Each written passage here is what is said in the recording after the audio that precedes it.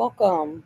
We have some stuff you guys wanted to see here. So let's preface this. I made a PowerPoint on the Titanic. My friend is getting married in September, and her bachelorette party was this past weekend. And one of the things we decided to do was get her back because 12 years ago, when we were 13, she made her sister and I sit down and watch a presentation on Michael J. Fox as Marty McFly and made us admire Michael's picture for several minutes, and we weren't allowed to talk. And we had to do this whole presentation PowerPoint thing. And now we're gonna I her sister and I decided in retaliation we're making stupid PowerPoints to get her back. So I did present my PowerPoint to her this weekend. I got to go first. It was really fun. So in the living room at our Airbnb, and we sat down with our food, and I was like, I have a surprise for you. And I airplayed my iPad to the TV, and this is what popped up. And she just goes, "What the fuck are you doing?" And then I proceeded to say I had a 56 slides on the Titanic, and that I really needed her to pay attention because this was very near and dear to my heart. And this is just honestly one of my hyperfixations. So I felt like this was a very good thing. And honestly, was very good for my hyperfixations because normally when I go into my Titanic hyperfixation that happens at least once a year, I go into it for like a solid month to a month and a half. And I feel pretty content actually right now. I only went into it for like 2 weeks. So like that's a drastic improvement in how long I sit here and obsess over this. So I feel pretty proud of myself. I feel like this is a good idea to help with the hyperfixations. And when I hyperfixate on something again, I may just do this and present it to you guys because, man, it really did help.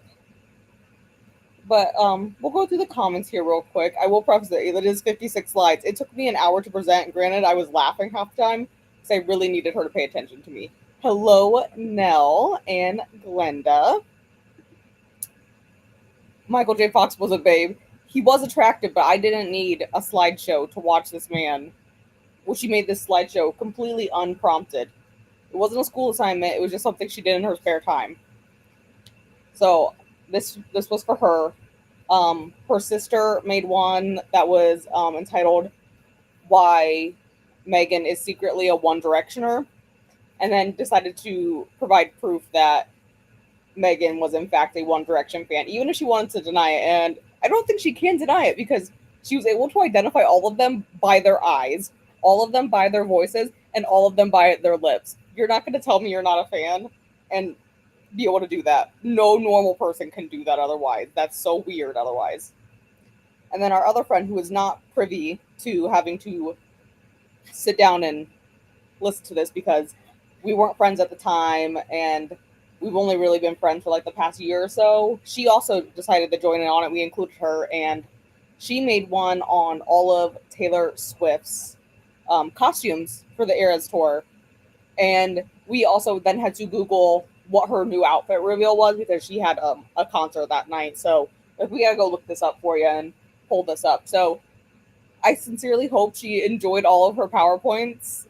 She did complain that mine was so long, and I'm like, I'm so glad that I hold the record for the longest PowerPoint for you because I can do this more. And then they did look at me and go, "Why did you make it so long?"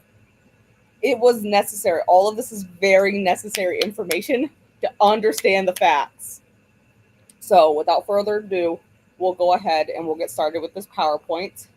So this is about the RMS Titanic, the history and the conspiracy, because there are many conspiracy theories about why the boat sank. So first we're going to get into the background of the unsinkable ship. That was one of the very big, bolded headlines they always talked about with that Titanic. And it was technically named the Royal Mail Ship Titanic, and it was owned by the White Star Line. It had over 2,200 people on board when it started to sink, but the capacity was actually 3,300. So there was actually room for quite a few more people to be on the boat. So they had quite a few empty rooms, actually. And about 1,500 people died when it sank, and it sank on April 15th, 1912. Getting into the White Star Line, they own not only the Titanic, they also own other famous ships called the Oceanic, Atlantic, Republic, and the Britannic, which admittedly most of them also sunk. I don't know why we people thought the Titanic was unsinkable. They White Star Line did not have a very good record for having boats that didn't sink. Getting more into it, the White Star Line is a British shipping line. It mainly carried passengers and cargo between the British Empire and the US, and it focused their brand more on passenger comfort rather than speed across the Atlantic. Although that is very, um, I guess, disclaimery, or like, I don't know how I exactly want to phrase it, but if you watch the Titanic movie, it makes it seem like they were focused on speed and getting across the Atlantic the fastest, but realistically, they were not. As their boats got better, yes, they did go faster, but their goal was not to break a speed record across the Atlantic when they set sail. And the White Star Line was founded in 1845 in Liverpool, England. The company did end up going bankrupt in 1868 and was bought by Thomas Ishmay with the intention of operating large steamships between Liverpool and New York, which is the journey that the Titanic was taking that day. Ishmay was approached by Gustav Christian Schwab and his nephew Gustav William Wolff during a game of billiards at a bar, and Schwab offered to fund the entire line of ships if Ishmay agreed to let his nephew Gustav build the ships at the Harland and Wolff shipping yard in Belfast, Ireland. So that very first line they funded was the Oceanic class. It was six identical ships. I feel like that they were really into identical ships. I mean, it's well said that the Olympic and the Titanic were sister ships. There was actually a third ship involved with that, which was the Britannic, was also almost all identical to each other. But in this class, we had the Oceanic, Atlantic, Baltic, Republic, Celtic, and Adriatic. And they were capable of speeds of about 14 knots. And I did do the math to give that in miles per hour because I'm from the US and that makes more sense to me than saying it at knots. So it was about 16 miles per hour that they were going. So not super fast, but I feel like for the time that was pretty speedy. And at the time, they only had two classes, first class and third class. They had room for 166 first class passengers and 1,000 third class passengers. The Oceanic did have to return on its maiden voyage because it ran into something and had to be repaired. So we're already not off to a very good start with this shipping line. So again, why they thought the Titanic was going to be unsinkable, don't know. They followed this up with the RMS Atlantic, and that sank near Halifax, Nova Scotia in 1873 while en route to New York City. Um, the reason they were headed towards Nova Scotia is because they had concerns that they didn't have enough coal on board for the journey to actually get to New York. So they were going to make like a little pit stop over in Nova Scotia to pick up more coal. However, it is very rocky there, and they ran into some rocks, and the boat started to sink. And despite it being shallower water, where typically you wouldn't think people of drowning in it from shipwrecks, they did have 585 of the 952 people on board drown in this sinking. So very detrimental there, sinking. Off to a great start, like I said. And then it goes into the Oceanic class some more, and I don't know why that's not popping up. There it goes. And then they added two more ships, the Britannic and the Germanic. This is the secondary line of the Oceanic class that they did, like the next generation. And they were able to increase the speeds up to 15 knots, which it translates to 17 miles per hour. And they did increase their passenger load to 200 first class and 1,500 third class. These were eventually phased out because they were slower and the ships weren't as comfortable. And then we got some more new ships with the Titanic and the Majestic, which were in like second generation here. And they were also armed merchant cruisers to be used by the Royal Navy if the need arose. So they kind of made a deal, the White Star Line, with the King of England at the time, that if he helped fund the ships, that they would also could be used as Navy ships if the need arose at the time. And you got to think this was around the time of like U.S. history. This is when they may have needed them pretty shortly to have some wars over there. I mean, the U.S. wasn't involved in too many wars at that time, I feel like, but Great Britain maybe was with all the imperialism they were doing over there. But these boats were twice the size of the Britannic and the Germanic, so we have increased, and we also increased the speed up to 19 knots, which is 22 miles per hour. And again, we increased our capacity for patients. This is when we first introduced the second class option. The White Star Line was the first shipping line to actually have a second class, but they could hold 300 first class, 190 second class, and 1,000 third class passengers. Next, we have the Chimeric, which was supposed to carry passengers and livestock. However, Thomas Ismay decided to change his mind on this design because he didn't think passengers would want to ride with cattle, because that's mainly what they were going to be shipping, livestock-wise, was cattle. And he thought people may not want to be on a boat with cows. So they made those livestock areas that they originally built into the third-class rooms. And this was where they started to focus more on the luxurious accommodations that we see like in Titanic.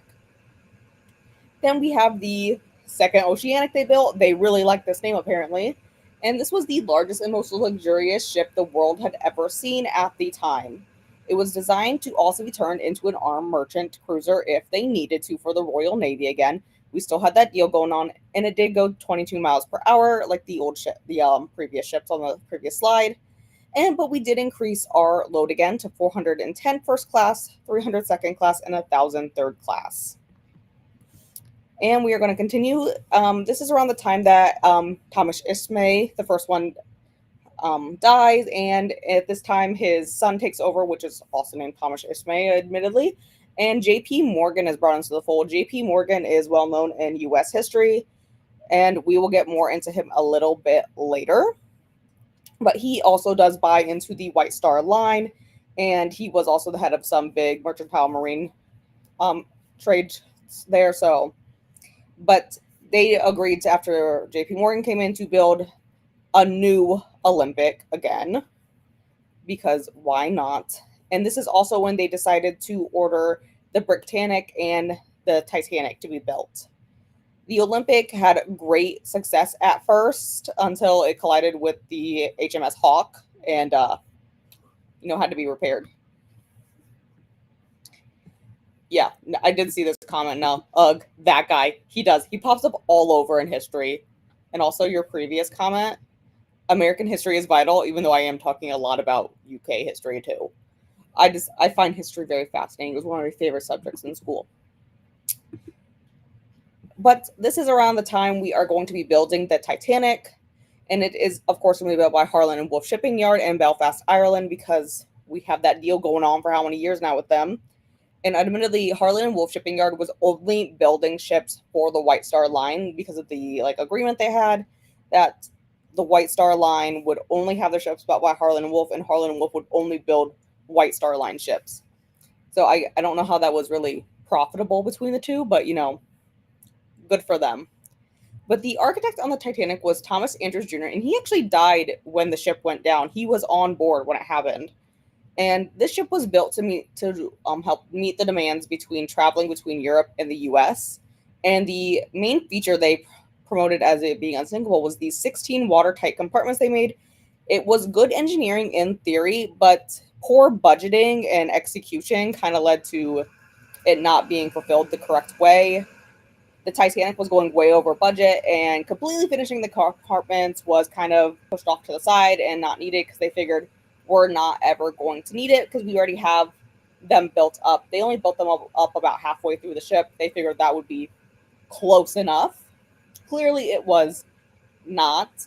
And as my friend said when I was presenting this to go, is this really still a problem? Because this is still a problem to this day where we go over budget and we just kind of half-ass it. And I'm like, yeah, it seems to be a trend, admittedly. But construction started in March 31st, 1909, and they finished building it April 2nd, 1912. What the size of the ship was, it's not really surprising that it took 3 years to build this.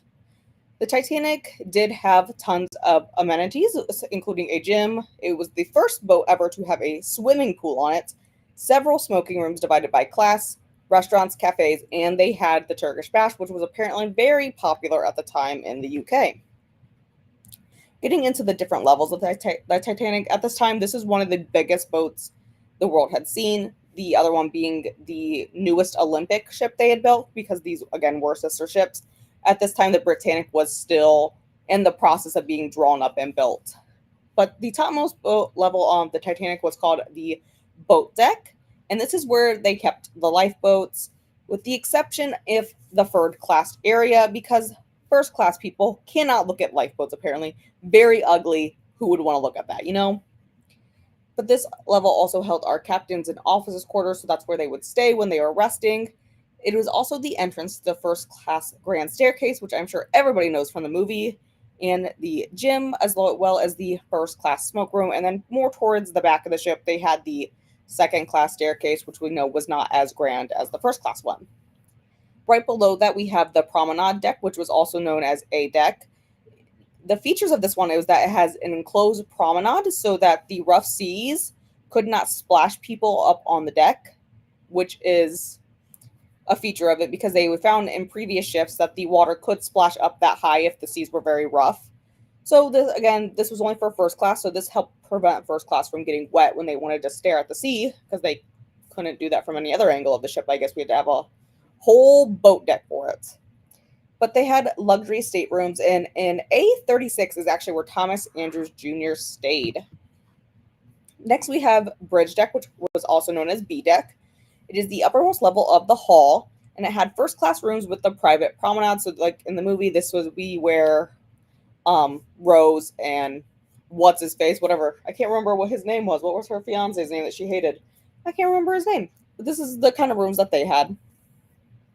We also had the Cafe Parisian, which was very well known at the time for a high quality cafe there. It was only available to first class. Towards the back, more towards the ship, we also had our second class promenade, which was not enclosed. We also had the a la carte restaurant, which was for first class only, as well as the second class smoke room.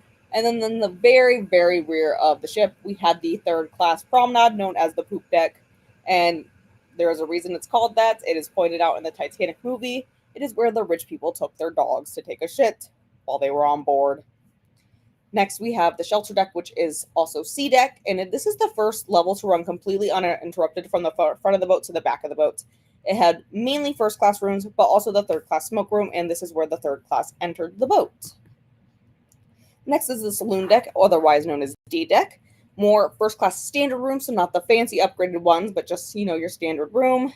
It also had a store, mostly for people wanting to buy anything stationary, anything like that. The bunks for the firemen. The Titanic did have several firemen on board, mainly because they were burning coal in the bottom of the ship, just in case something got out of hand, like a fire. It did have our first class dining saloon, which was where they mainly ate if they did not want to go to one of the restaurants, as well as the second class one, which was a smaller version, and the third class family cabins where you could see multiple bunks in them. And the third class had an open space in a bar. This is like the area that Jack and Rose were dancing in that scene. Next, we have the upper deck, otherwise known as E deck. This is where the watertight bulkheads ended. It's also known where Scotland Road, which is where all of the crew members' rooms were for the most part. It was a very narrow hallway that pretty much one person could fit down, and that is where all the crew stayed. Again, for the most part. There are some of them that were on other levels depending on what they were doing. This is the area, though, that took in a ton of water within 10 minutes of the iceberg hitting and caused a 2-degree tilt. In the movie, it is very dramatic, the tilt. It has since been scientifically proven the boat did not tip that much. It's actually estimated it was between 20 and 29 degrees tilt, not 45 like it shows in the movie. Still a fairly significant tilt, but again, not as dramatic as they made it seem. Next, we have the middle deck, which was F deck. It is mainly second and third class rooms, and the watertight bulkheads divide it into sections. So if you wanted to get from one section to the next, you did have to go up a level and back down. This also had more of a store, the fireman's workspace, and a cargo hold.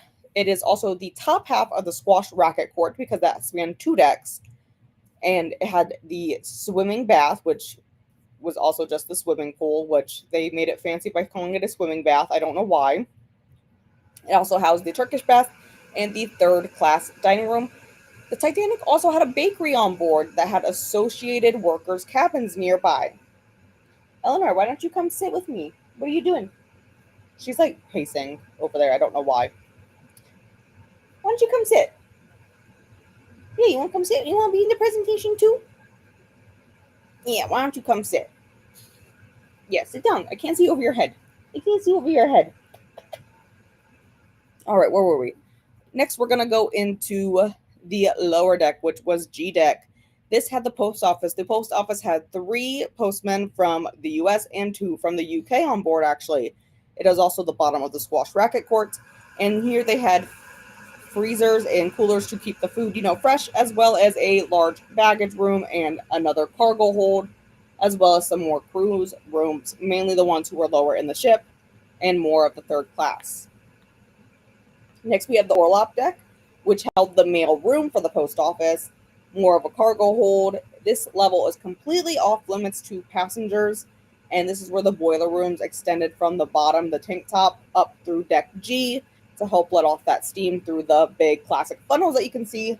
And in the picture here, I do have what these watertight compartments kind of look like, where the edges of the ship are over here and could not get trapped. The movie makes it seem like you could get trapped in that. You cannot. There are ladders that would go up all the way up to the top deck where the bulkheads ended at E, so that you could in fact get out. Nobody was going to be stuck down there.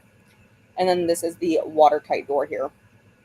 The bottom level here is called the tank top, and it housed the engines in the boiler rooms, as well as this is where most of the water came in through boiler room 6.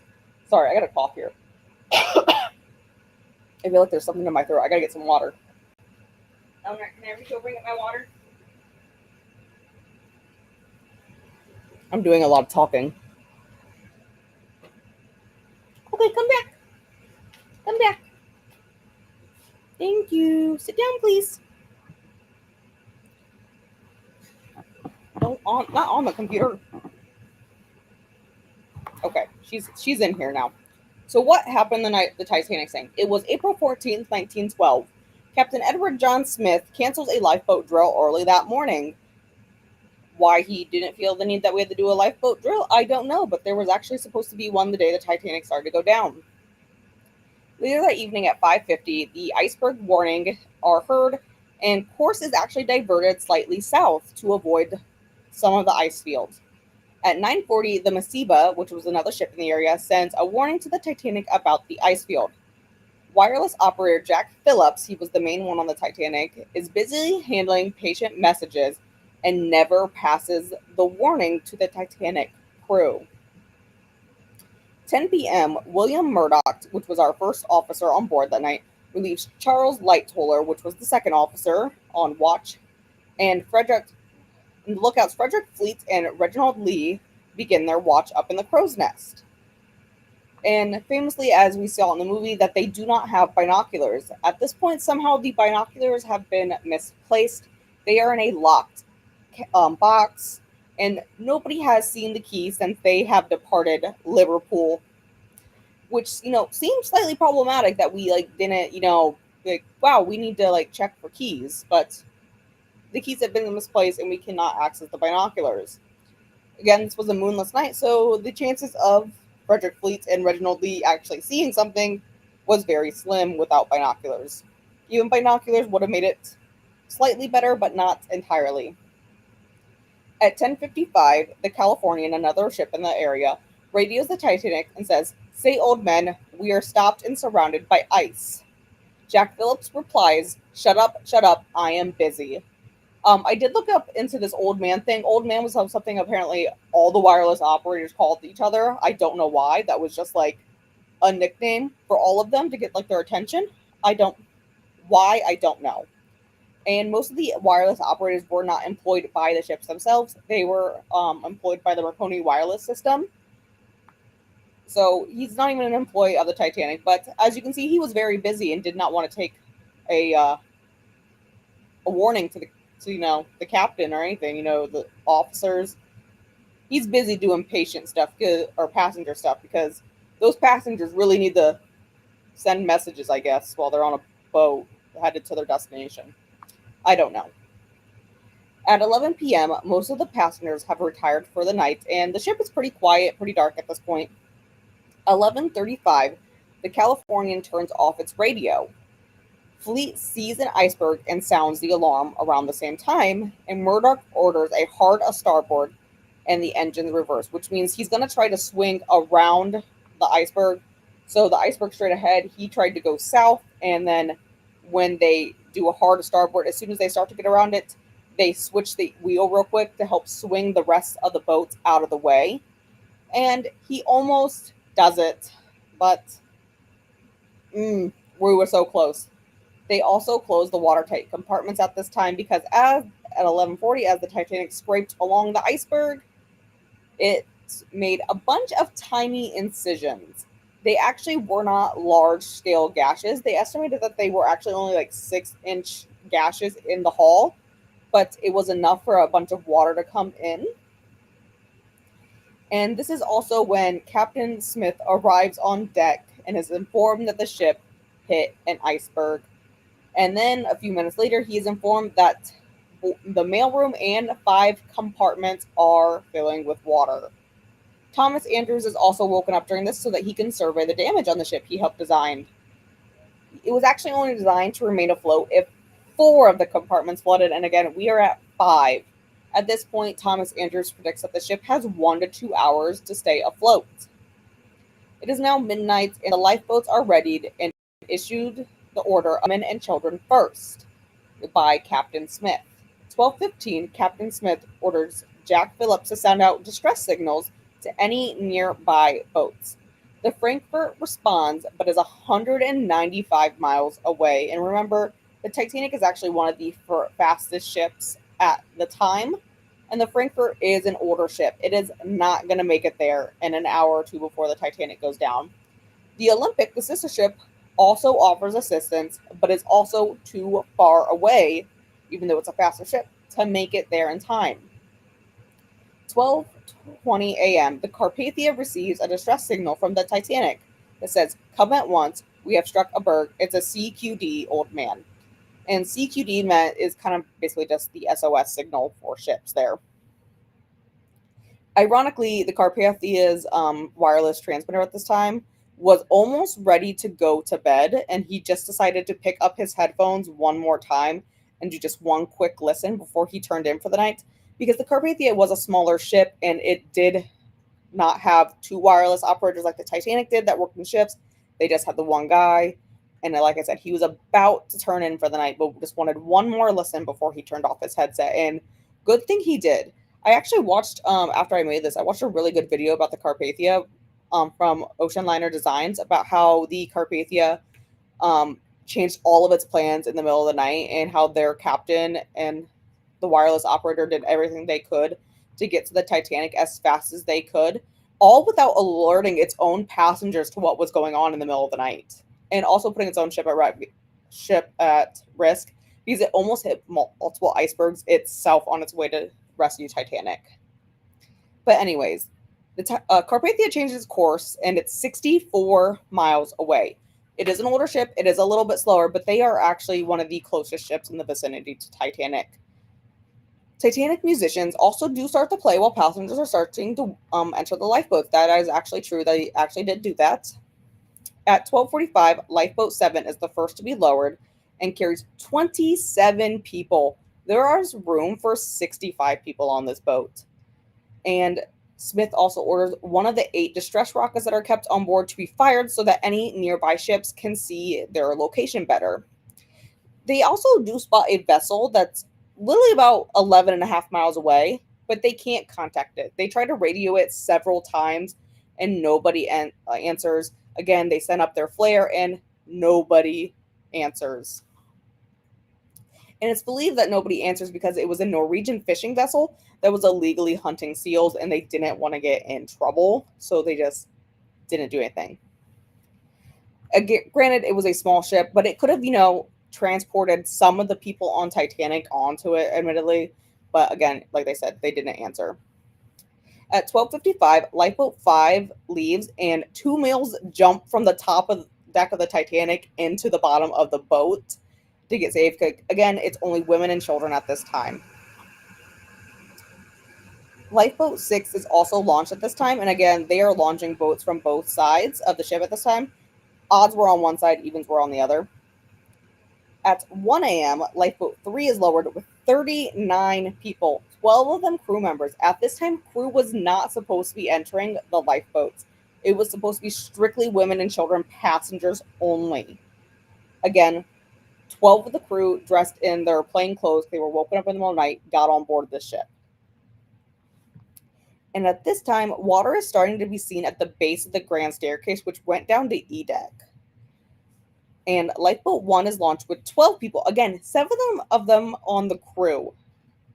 At 1:10, Lifeboat 8 is lowered with 28 people. Again, they can hold about 65.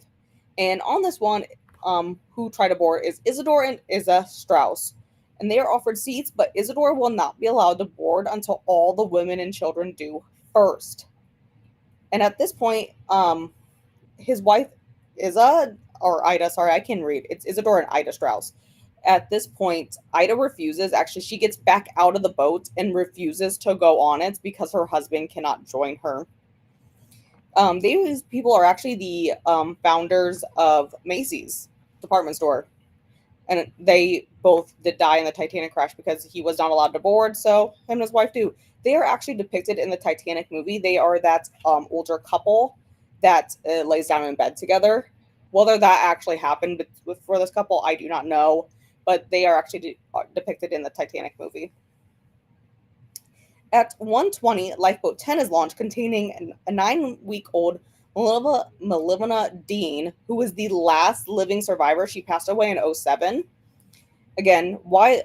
First of all, I told this to my friend, I'm like, I don't know why people felt the need to take their 9-week-old baby on a cruise, but teach their own. But she did make it into a lifeboat, and she's lowered in Lifeboat 9, and it is nearly full and contains Benjamin Guggenheim's mistress.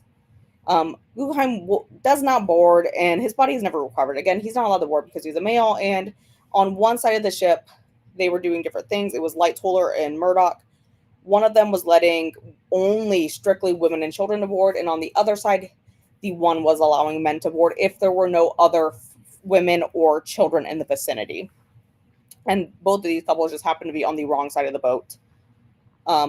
Although, Benjamin Guggenheim was literally cheating on his wife and brought his mistress on a cruise, so there is that as well.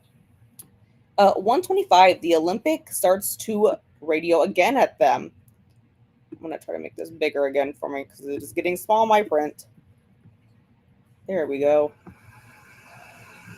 The Olympic radios, are you steering southerly to us? Well, they said to me us, but it seems that they mistyped on there. And the Titanic responds, we are putting the women off in boats. At this point, the Carpathia jumps in and informs the Olympic that the Titanic is sinking. The Olympic thought that the Titanic was, badly damaged, but they would remain able to float and steer towards someone. Again, they cannot because they are going down very fast. And at this time, Lifeboat 12 is lowered half empty, but will eventually carry more than 70 people. At 1:30, several males try to board a lifeboat, which is Lifeboat 14, causing 5th Officer Harold Lowe to fire his gun. In the movie, it is depicted as Murdoch who fires his gun. It was not Murdoch, it was Harold Lowe who did this, actually. And Lowe is actually placed in command of 14. He gets on it before it is launched and will later transfer people out of his boat and into other boats so that he can go back and look for survivors in the water. Phillips continues on the radio, women and children in boats cannot last much longer. Lifeboat 13 and 15 are launched, holding mainly the third class at this point. Most of the first class has been put off in boats, at least all of the women. At 1:35, Lifeboat 16 is launched, and 5 minutes later, Collapsible C is lowered. The Titanic had 16 actual lifeboats, and then they had 4 collapsible lifeboats that they could use. At 1:45, Lifeboat 2 and 11 are launched. Lifeboat 4 is readied, and Madeline Astor, who is 5 months pregnant at the time, boards. John Jacob Astor, her husband, asks to board with his wife, but Officer Lightoller refuses, and Astor's body is later recovered in the water when they go back for him. At 2 a.m., 3 collapsibles remain. That is all the lifeboats that are left. The propellers are now visible above the water, and Lifeboat D is lowered, and Collapsible A and the sinking, the way it was tilting, gets washed away in the current. 20 people do manage to climb on top of the partially submerged collapsible A. 12 were alive when they are found later and transferred into lifeboat 14. Three of them will be dead, and they admittedly just left the bodies there, and it was recovered a month later by the Oceanic traveling through the area. Collapsible B gets overturned, and 30 men climb onto the back of, like, the top of it that is up in the water. And at this point, Captain Smith releases the crew and says it's every man for himself. This is the last known sighting of Captain Smith. He is never seen again. He did go down with his ship there.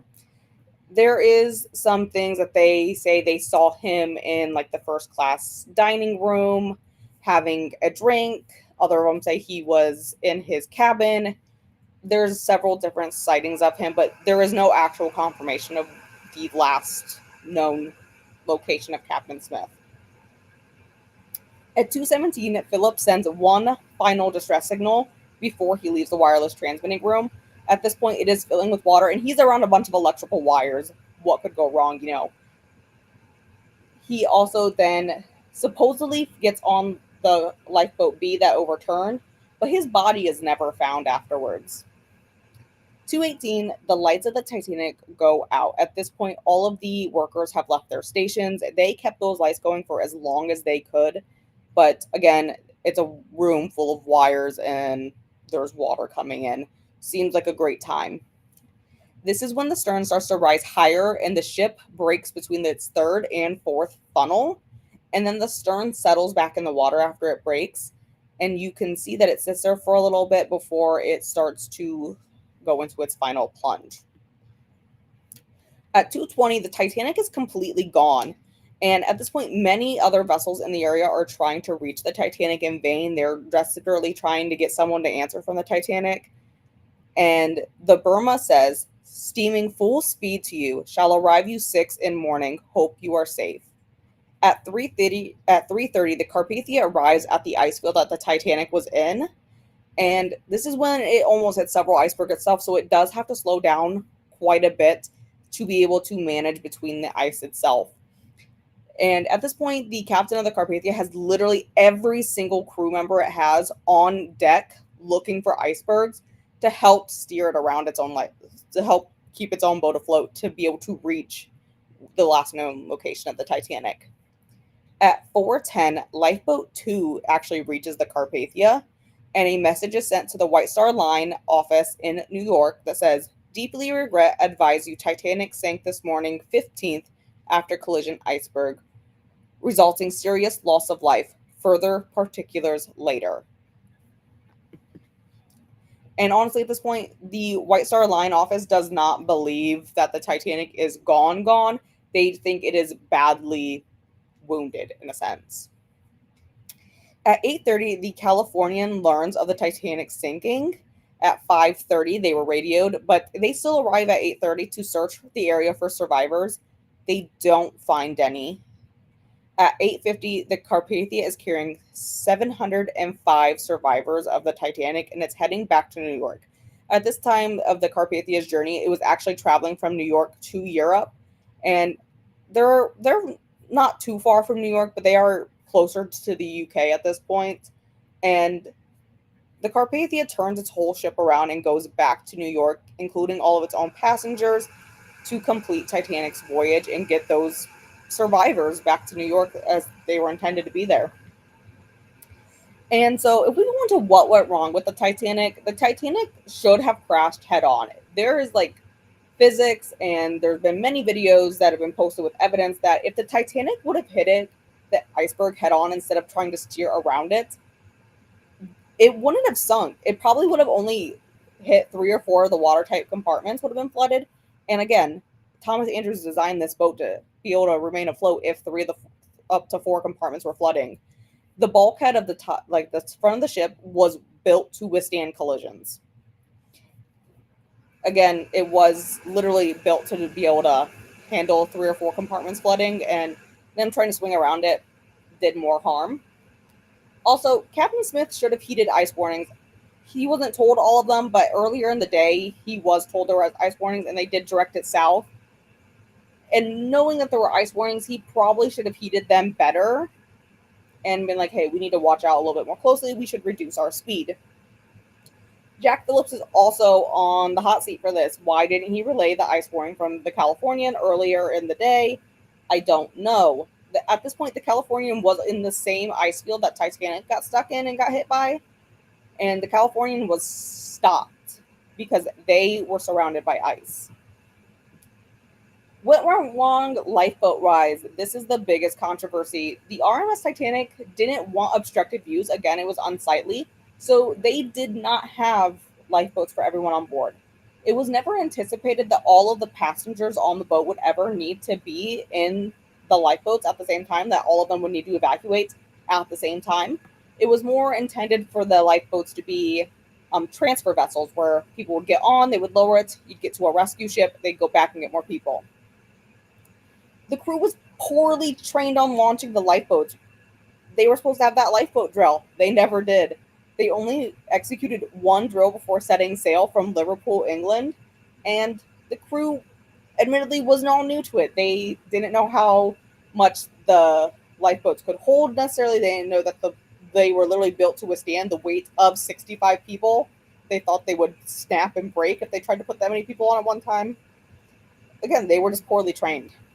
So the first lifeboat also launched an hour after the iceberg was hit. It took so much for the crew to convince passengers to get on the lifeboats in the first place that's part of the reason they were launching them partially full, because there wasn't people around waiting to get on them. Again, people thought this was an unsinkable ship, and they had it in their head that if they got off the boat, they were in more trouble than they were on the boat. The RMS Carpathia reached the RMS Titanic at 4 a.m., which, again, that is not the Carpathia's fault, but it is definitely not enough time. If they would have had more boats, they could have had more people off of it. And many of the lifeboats, they were only like filled to roughly 50 to 60% capacity, most of them. Most of them did not return to pick up those who were alive in the water. They could have saved quite a few more people if they had gone back. There's actually a Titanic museum down in the Gatlinburg Pigeon Forge area in Tennessee, and you can stick your hand in water that they keep the same temperature as the water was the night the Titanic sank. And I have personally gone there and done this, and you can stick your hands in there, and at first it's like, oh, that's not too bad. Give it 10 seconds and you will start to have shooting pain up your arm, and your arm will still hurt like an hour later. It was such frigid water. Um, Lifeboats more here. We're gonna get into what the more of the Titanic here first. The Titanic had the capacity to hold 48 lifeboats, but it only had 20, which had the capacity, if they would have filled them all the way, to hold 1,178 people. Remember, there's about roughly 2,200 people on board, though. Most of the lifeboats, like I said, were only filled to about 60% capacity. They could have held more. And only 18 of those 20 lifeboats were used because one of them got washed away and the other one pretty much like overturned. The Titanic was actually, when it was originally being drawn up, had the capacity to hold 64 lifeboats, which would have been enough for every single person on board that ship. But again, it was later reduced to make it more aesthetically pleasing to look at for the first class. And I did go back and I did research some of this. There are lifeboat regulations, and I looked up the regulations in 1912. The regulations were pretty outdated at this point for 1912, and they were rated for vessels that were over 10,000 tons or less. They had to have strict number of lifeboats per person. However, if your boat was over 10,000 tons, you only had to carry a minimum of 16 lifeboats. The Titanic was over 46,000 tons, and it only was legally required to carry 16 boats. Again, because they didn't regulate up above 10,000 tons. Most of the vessels at this time that the Titanic went down actually did not have enough lifeboats for their passenger capacity because, again, they didn't legally have to. So a lot of them did it. I also looked into after the Titanic. After the Titanic sank, a lot of stuff was pushed through, and now all boats are required to have a boat space on a lifeboat for every single passenger that is on board. I am going to preface this next slide. At this point, while making my PowerPoint, I found out you can add GIFs to it. So I did this. And at this point, I started adding a lot of GIFs because I liked how they looked. Again, like I said, every ship after the Titanic had to have a lifeboat space for every single person. It was also required that lifeboat drills must be had for every single voyage. Every time they docked, they had to have a new lifeboat drill. I didn't say this earlier, but the Titanic actually docked twice before it set sail to New York. And it only had the one lifeboat drill initially the first time it left. It did not have a lifeboat drill after that. So now every time a ship docks and it starts to depart again, it has to have another lifeboat drill. Ships must now also maintain 24-hour radio after the Titanic. Like I said, a lot of the smaller ships at the time only had one wireless transmitter, and when he was tired, he went to bed. So they would turn off their radios. Now they have to have people who work in shifts so that they always had a radio, so that if another ship needed something and it was the middle of the night, there was somebody on the wire who could listen. Here's the real thing that I like the transfix on is the conspiracy theories, and this is a lovely site that got my friends where I just wrote fire, insurance fraud, murder plot, no pope, or the cursed mummy. I can actually see it being a combination of these. I fully believe some of these conspiracy theories could all be plausible. So the first one is fire in the coal bunker. There is a theory that there was a fire burning near the hull, weakening the steel before the Titanic ever set sail. It is seen in pictures that it could have been going on for 3 weeks before the Titanic set sail, and there are pictures where you can see a black streak on the one side of the boat. This is believed to be the area where the fire was, and it would have weakened the metal there. This also, incidentally, happens to be the area that the Titanic struck the iceberg at. And because the steel would have been damaged, it was easier for the iceberg to cut into the steel and then thus making the gashes that would sink it. That is one theory. That is one of the possibilities why the Titanic, when it hit that iceberg, that happened. And it was also believed that this fire was ignored, that was completely out of control, burning part of the boat, because they wanted to stay on schedule. At this time, we're going to get into the Olympic a little bit more here with the conspiracy theory, but at this time, the Olympic had also been returned to the shipping yard because it was damaged. And it was believed that they were so determined to keep the Titanic on schedule because the White Star Line didn't have a big passenger ship out there, because the Olympic, again, was in the shipping yard. Titanic was supposed to be coming out of the shipping yard. It's believed that they pushed it through to go ahead and push that through so that we could. Plausible theory. There are pictures out there with it. I didn't put a picture here, but there are pictures you can find online where you can see that there is like a black mark there. It's hard to determine if that's a reflection off of the water or if that actually is a black mark physically on the ship. And the next one is insurance fraud. I can completely see this one being completely plausible. So the Titanic and the Olympic were sister ships, and it is believed that because the Olympic was damaged and it had to be returned, the Olympic was brought back into the shipping yard. Titanic was running over budget at the time, and it's believed that they just swapped the ships. At this time, the Olympic had collided with another ship, and Captain Edward John Smith was the captain on board the Olympic when it crashed. And then he later went on, very next ship, he was on the Titanic. At this point, the Olympic is supposedly in the shipping yard being fixed, but it's believed they took the Titanic nameplate, slapped on the Olympic, took the Titanics and, put the Olympics on it, finished building the Olympic, and that when they would purposely go and sink the new Titanic in the place, and it was actually the Olympic. It's believed that they didn't have enough insurance money to cover the Olympics repairs, so that's why they decided, hey, let's swap it, because the Titanic had a better insurance policy on it. So the Olympic was repaired with Titanic parts, so it could quickly set sail in the Titanic's place, like I said. These ships are nearly identical, and it did have a third ship on the way that was also almost nearly identical. The Britannic, that one was still in the process of being built at this time. Then when the supposed Titanic sank, they got millions in insurance money, and the actual Titanic which was masquerading as the Olympic, continued to sail until 1935. In 1935, the ship that was called the Olympic, that had the Olympic nameplate on it, actually also sunk. White Star Line does not have a good track record for ships, let me tell you. There's also the theory that it's a murder plot, and I could see the insurance fraud and the murder plot being one and the same. So J.P. Morgan is at the head of this one, and it's believed that he planned the disaster.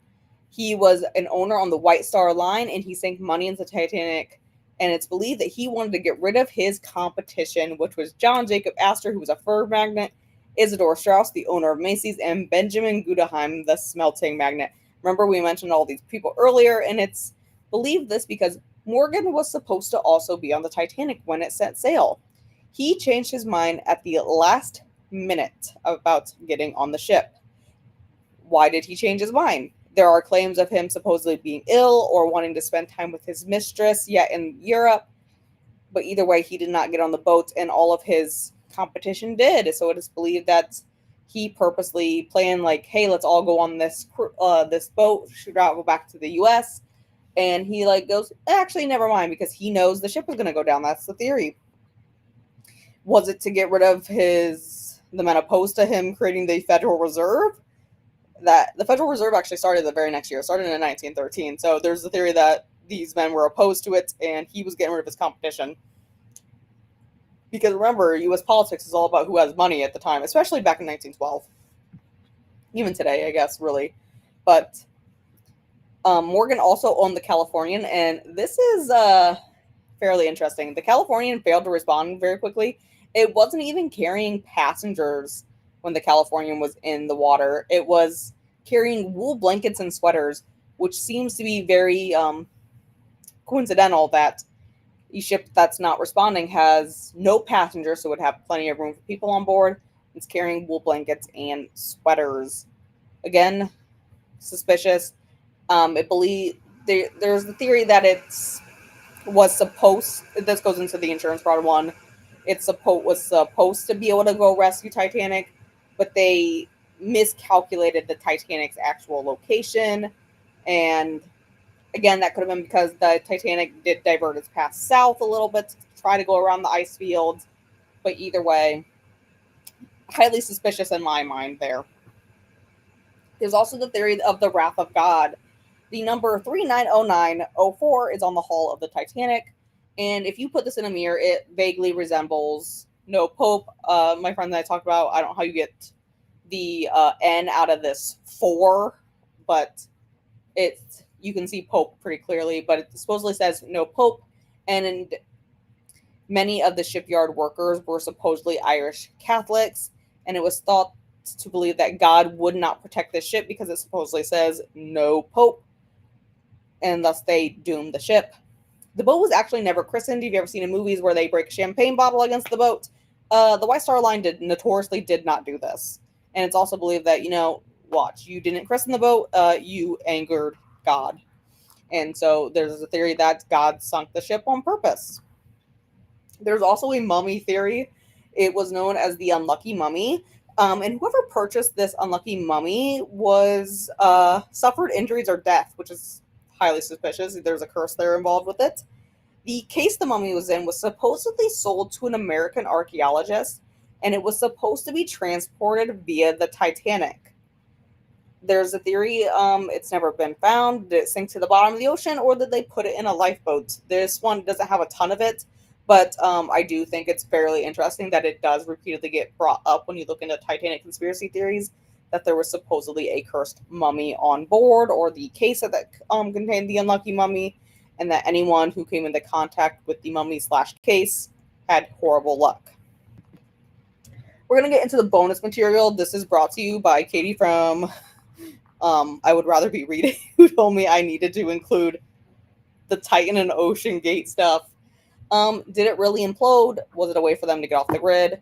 Did they cut corners in building? And a lot of these came up when the Titan first went down. I've tried to look into it more again now, but I've actually struggled to find the conspiracy theories about this being a way for these billionaires to go off the grid. and that the Titan never truly imploded. I have a very strong memory of seeing that before when that all first came out, but I cannot find the evidence of that now. Like, I really did struggle trying to find um like articles and stuff on that. Admittedly, when you type it in, it's a bunch of when I try to type stuff like that in, it just comes up with a bunch of Reddit posts. But to get into the Titan, it was a 5-man team that set out to explore the wreckage of the Titanic on June 18th, 2023. It happened to be a Sunday. They submerged around 8 a.m. And to get down to the Titanic from the surface, it takes about 2 hours or so. And they lost contact around 10:45 a.m. They did have a little bit of issues when they were getting launched, but they lost contact. And very suspicious here, they waited until 5:40 p.m. to contact the U.S. Coast Guard from the Polar Prince, which was the um, vessel that the Titan launched from. And it makes me very suspicious that the Polar Prince waited so long to contact that the Titan had not returned and there was no contact. The U.S. Navy, at the same time this is all happening, found an anomaly on their radars that was consistent with an implosion in the general area that the Titan was known to be, but waited until day 3 of the search to mention this information to the Coast Guard. Which, again, why are we not communicating this? It seemed very odd to hide from each other. And on Monday, the day after it went missing, aircraft from the U.S. and Canada begin to search with sonar equipment and are flying over the ocean, hoping that it resurface and they'd be able to pull it up, or that they'd find it underwater somehow with the sonar equipment. And Tuesday, the U.S. Air National Guard and the Bohemian research vessel arrived to help. They helped search the area. Tuesday night and Wednesday morning, they start to hear those banging noises. I feel like that was all over. And what was making those banging noises, still not entirely determined. It's theorized that they just heard some of the broken metal on the Titanic clanging in there. Thursday morning, the robotic vehicle supposedly found debris from Titan. Admittedly, I think this was a shitty design. And I feel like you can tell I was starting to get annoyed with the Titan at this point, because I literally just wrote shitty design at this point. The game controller that they used to steer the Titan, it looks like a PlayStation 1 controller, but it's from 2011 and it costs like $40, which is ridiculous. Like, why did we use something so cheap to steer it? And why are we using a video game controller to steer a submarine type vehicle? It also had an untested carbon fiber hull, which in theory is very strong until it starts to experience damage and strain. And before the Titan went on this journey that, ended with it being gone, it was actually submerged about 24 times before this, creating significant stress on this carbon fiber hull and these microscopic fractures along it that you cannot see with the naked eye, but would made it very likely for it to implode. The Titanic actually sits about 38,000 meters below sea level. And like I said, it was sent down about 24 times before this even happened. So it put a bunch of stress and microscopic cracks in it. Again, I don't know why this was thought of a brilliant design, but it's literally a fucking tube that we decided to shove 5 men into. There's no standing room. You're all sitting. And again, I know it's only supposed to be a few hours thing. 2 hours go down, you look around, you come back up for 2 hours.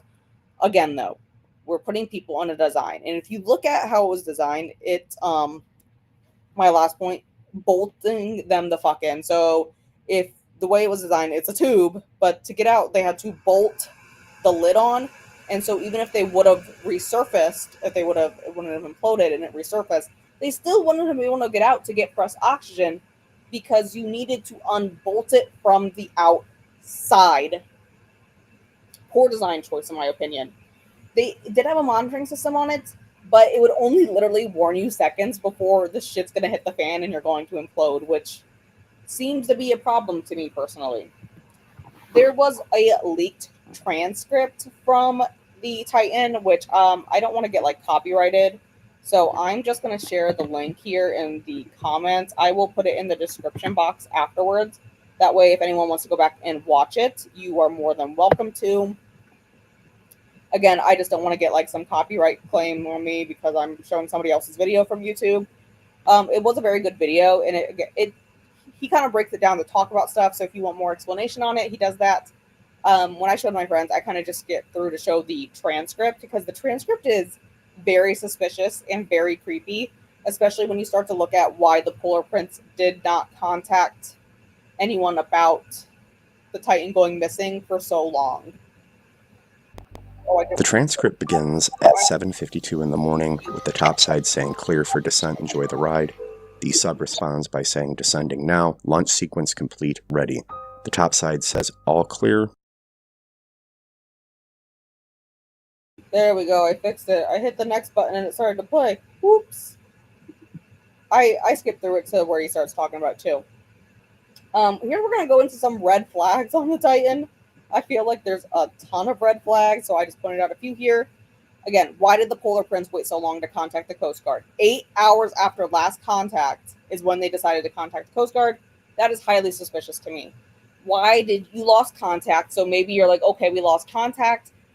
What? Maybe give it an hour. Why did you wait so long? Was this boyfriend and I have talked about it at work? We're like, they for sure try to put stuff in the news to cover up other things that are happening, and at the same time this is all going down, there was an immigrant ship on the other side of the ocean that wrecked and killed thousands. But what made the news? 5 millionaires got lost in a metal tube. Again, they heard implosion sounds and they still continued to do this multi-nationwide hunt for what? What were they hunting for when there are sounds consistent with implosion? There's literally no sign of them whatsoever. There's been no contact for 8 hours. Admittedly, I felt like it was just a way to distract us, in a sense. They knew the Titan wasn't safe before they put those people on there. Why would the waiver mention death multiple times otherwise? That is highly suspicious to put in a waiver. I mean, one time, I can see it. That's still kind of, maybe you shouldn't do that. But when it is mentioned multiple times, that is highly suspicious to me. Again, I can't just let it go that they use a $40 game controller and the tickets cost $250,000 per person, and we couldn't splurge to upgrade our controller for this thing. It's just poor design choice. At this point, I did a quiz for my friends. Feel free to put answers if you want in the comments. I will go through the answers for all of these. I just thought that was funny to do this for my friends to see how well they paid attention to me. Where was the Titanic built? I threw some dates. I know I threw some random ones in there. Most of these I did mention previously in the PowerPoint as a location. But the correct answer here is that it was built in Belfast, Ireland. What does RMS stand for? I put 2 throwaway answers in this one, which was C, root means square, and D, rhabdomyosarcoma, which is a muscle cancer. They asked me if that was an eye cancer when that popped up on the screen.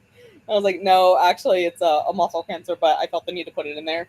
My answer choices up here were sort of trichonum, which I was doing it purposely to see if they were listening to me. Is it Royal Mail Service or Royal Mail Ship? It is actually Royal Mail Ship. How many lifeboats was the Titanic required to have? And I threw out multiple numbers that I mentioned before. 16, 20, 64 were all mentioned previously in it. It was required to have 64 lifeboats. And how long did it take the Titanic to sink? I never explicitly said the answer while I was talking. I told them they were going to have to do the math from my timeline, and it actually ended up, the Titanic sank in 2 hours and 40 minutes. Who was J.P. Morgan? And I wrote throwback to 10th grade history because in our 10th grade history class, we focused on U.S. history. And I was like, we for sure talked about J.P. Morgan. My friend was very insistent that she never talked about J.P. Morgan. I'm like, why? Who was your history teacher? Because I'm pretty sure we had the same one, and he for sure did talk about J.P. Morgan. But he was a banker. What is the theory behind the fire conspiracy? I thought we got to throw some stuff in there about the conspiracy. And I just kind of made some stuff up as I was going along. At this point, I was just having a good laugh with myself. So I wrote, there is no mention of fire, the black marks on the ship. It was hot as the ship was sinking, as if that was going to be something someone reported, that it just felt hot when it was going down, like there was something on fire. And then someone saw the fire on the ship. Like, the answer is D, or B, I'm sorry, that there were black marks on the ship. What day of the week did the Titan sub go missing? The answer is Sunday here. And what is the name the ship the Titan departed from?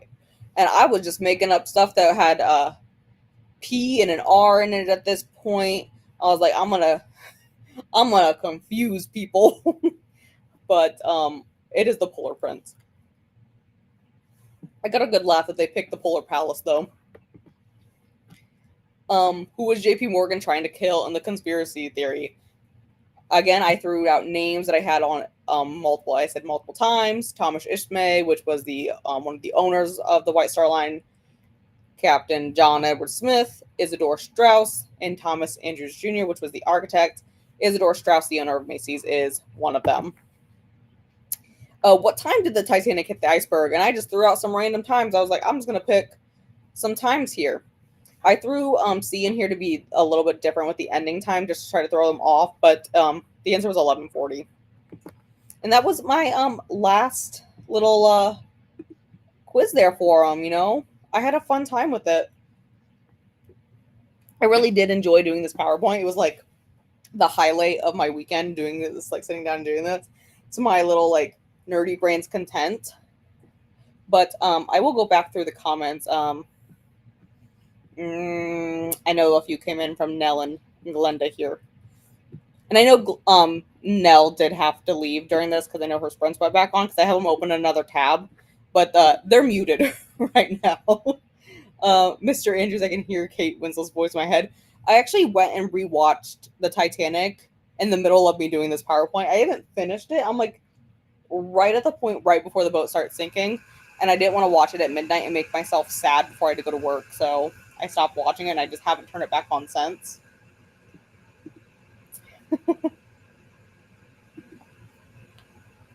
How strange they canceled the drill the same day the boat sank. Weird. It's almost like it was a setup. Exactly. Highly suspicious. You know. And I didn't mention it in the PowerPoint, but Captain Smith was actually, this was going to be his last voyage. He wasn't planning on doing any more after this, so it was his last voyage. So there's also the theory that, you know, he was in on it and he knew the boat was going to go down. It was his last voyage anyways, and it's kind of like he was roped in by like Thomas Ishmael and JP Morgan. But it was like, believe, you know, that everybody actually would be theoretically rescued except for those few people. The guy they got to play the captain actually looks like him. James Cameron, when he was doing the Titanic movie, did a ton of research. He went down to the Titanic wreckage multiple times. He's the one who even came out afterwards saying they did more research and that the angle that the boat went up, he was trying to make it as realistic as possible, and they've since found out it did not go up to the 45-degree angle. But he tried to make everything as realistic as possible, including how the ship looked. He actually recreated this giant set with the boat, and like they purposely went and sunk it for that scene. Like they had one take to be able to do that sinking scene, like the whole boat sinking. Like he did a wonderful job researching it, and yes, he really did pull people who looked like the characters he was trying to. Even like Thomas Ishmael in the movie, while he was portrayed in a bad light, and he actually wasn't like evil or anything in real life, they tried to make people look identical to as they could. There actually also was a man on the boat named Jack Dawson. There was no love story between Rose and Jack actually in real life, but there was an actual Jack Dawson. He is actually buried in, I want to say, Ireland maybe. I can't remember where, but they actually are able to go back and like find the grave of Jake Dawson, who died in the Titanic. And yes, again, I did know that Nell had to go back to her sprints, but it's okay. I'm going to leave this up as a replay anyway, so that anybody who wants to see it can. And like I said, I may make more topics. If you guys have idea for topics, go ahead and leave them in the comments. You can also leave comments back on the replay, and if you have questions, I will answer them. The fire in the coal bunker sounds interesting and fascinating. Yes, this is an interesting one to look up. I could honestly see, like, I fully believe that the murder plots and the insurance fraud theories could be the same, like, tied together. I could also see this one also being tied in, that they could have purposely lit a fire in there to weaken the hull so that when the boat did hit, it was easier to sink. I could see these three being tied together, which is why I focused mainly on them, admittedly. But yeah, the Titanic was worth a pretty penny. They had millions in insurance on it. Granted, it took way more than that to build it, and like I said, it did go over budget, but maybe that's why they wanted to sink it, because they knew they'd get money for it. They were going to sink more money to the Olympic. It's a whole big mess of money. A mummy was supposed to be transported by the Titanic. Yes, it's theoretically, yes, there was a mummy who was bought by one of the passengers. Whether it actually made it onto the boat is debatable. And yeah, there was a lot of red flags with Titan, and I'm just surprised like nobody see it. I mean, there was a worker there who did see it. There was the controversy with the whistleblower that like they fired him and nobody wanted to listen to him because he was like, "Hey, I don't know about this. It seems kind of suspicious." But again, I could totally see it being as a distraction from other stuff that was happening. And thank you, Glenda. I tried really hard on this quiz. I actually spent probably just as much on my quiz as I did making up the rest of my PowerPoint, because I was like, I need some good answers for this. Ironically, when I was younger, I wanted to be a history teacher. But then as the older I got, I realized that I don't like dealing with children for long periods of time. And if you're a teacher, you're stuck dealing with children for very many, many years, like 35 years before you can retire. And you know what? I decided, yeah, this thing is not for me. So I just enjoy doing this on my own time where I don't got to deal with children. Even like teenagers would be awful. Oh my gosh, I know in my high school history class, I wasn't a bad kid, trust me, but I also took a 0 on participation literally my entire high school because my history teacher used to grade us on participation, and I just wouldn't say a word. I would just rather take a 0 on it than talk out loud during class. Nope, not for me. But that is the end of our PowerPoint here. Again, if you guys have any questions, you can go ahead and leave them in the replay. I will go back and answer them. And if you have any other topics you want me to cover, conspiracy theory or not, history-wise, I love to research history with things. And I'd be more than willing to go ahead and make some more PowerPoints because I really actually do enjoy it. That being all said, I did schedule some sprints for Friday night before we started these here tonight. I'm going to be working in the other office on Friday, so it is going to take me at least an hour to get home. But I'm thinking I'll be home by 7 p.m., which is the time we started here tonight.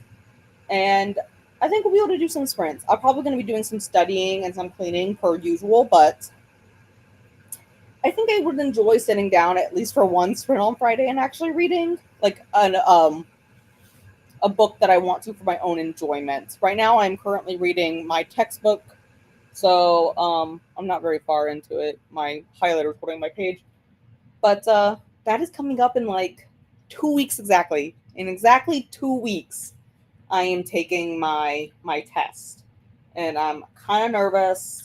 So I have a whole like stack of questions that I'm going to be doing, and I'm going to be reading this entire textbook. But that is all I have for tonight. I am talking so much that my throat hurts, though.